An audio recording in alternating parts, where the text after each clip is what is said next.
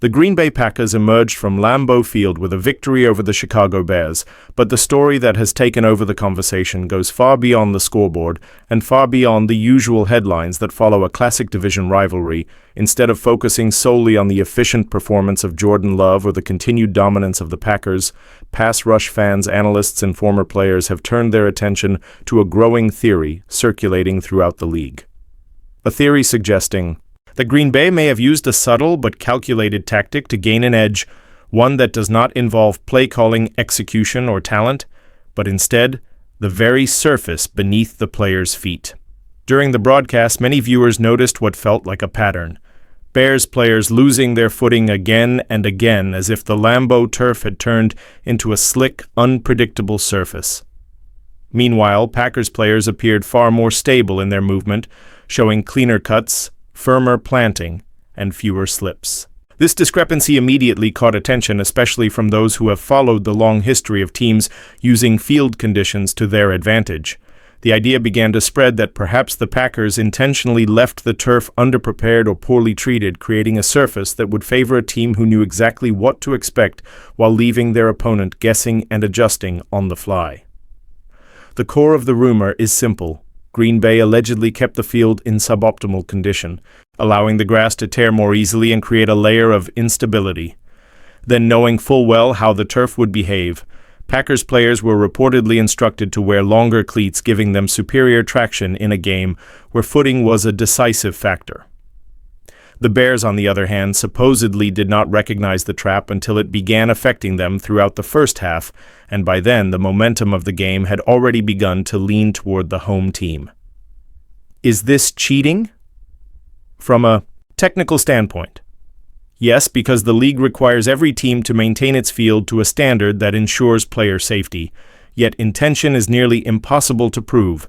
And without concrete evidence, this falls into a gray area that has existed in the NFL for decades. It is a tactic whispered about in locker rooms, debated by analysts, and recalled by historians. Pittsburgh in the mid-1970s was accused of freezing its field intentionally to disrupt the Oakland Raiders' passing attack. The Raiders, in turn, were long believed to have waterlogged their own field at the Coliseum, turning it into a mud pit that neutralized speed-based offenses. These stories have become part of the mythology of football, evidence that games are not played solely between the lines, but also in the strategic manipulation of environmental factors. Yet here is where the Packers' story becomes even more intriguing. Even with this rumored advantage, Green Bay nearly let the game slip away. After leading 14-3 at halftime, the Bears roared back behind the energy and precision of Caleb Williams. The rookie quarterback pushed Chicago into a tie at 21-21, and at that point the entire dynamic of the game shifted.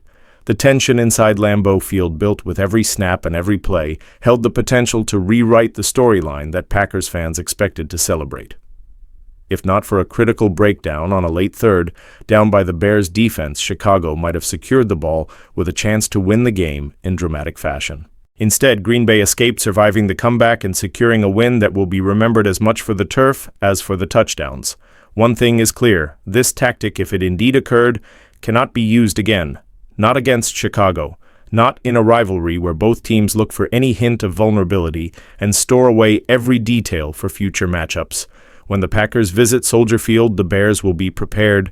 They will study the cleat lengths. They will inspect the field conditions. They will come ready for payback, and that sets the stage for a rematch with enormous implications, a game where neither side can rely on anything but pure execution, discipline, and resilience. Meanwhile, the season marches forward with new challenges. Green Bay heads west to face the Denver Broncos, who have stormed their way to an 11-2 record behind a ferocious defense and a revitalized identity. Chicago, meanwhile, looks to regroup against the struggling Cleveland Browns, hoping to secure a win that keeps them alive in the race for the NFC North. Both teams understand that the next week's showdown could determine the division crown and shape the path toward the postseason. As the dust settles, this controversy becomes part of a much larger conversation. The Packers present themselves publicly as a pristine franchise operating with integrity and tradition. Yet stories like this remind the league that no team is above bending the environment to its advantage when a season hangs in the balance. History is full of moments where teams have crossed lines, both spoken and unspoken, and this chapter fits neatly into that lineage.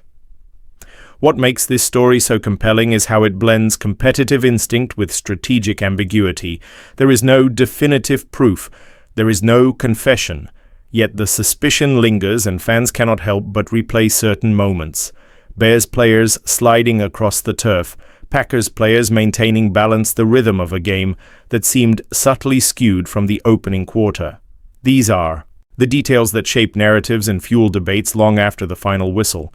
In the grand scope of the NFL, this will not be the last controversy, it will not be the last accusation, it may not even be the last time field conditions become the center of national discussion, but it will be remembered as part of the ongoing rivalry between two iconic franchises, and as a reminder that sometimes the battle starts before the first snap and extends into the very ground beneath the player's feet, whether Green Bay truly gained an unfair advantage or simply benefited from circumstances. The win stands and the conversations continue. Now fans will watch closely to see whether the Packers can replicate that success on neutral terms, without rumors, without suspicion, and without relying on anything beyond their talent and preparation. The coming weeks will reveal much, and the league will be watching.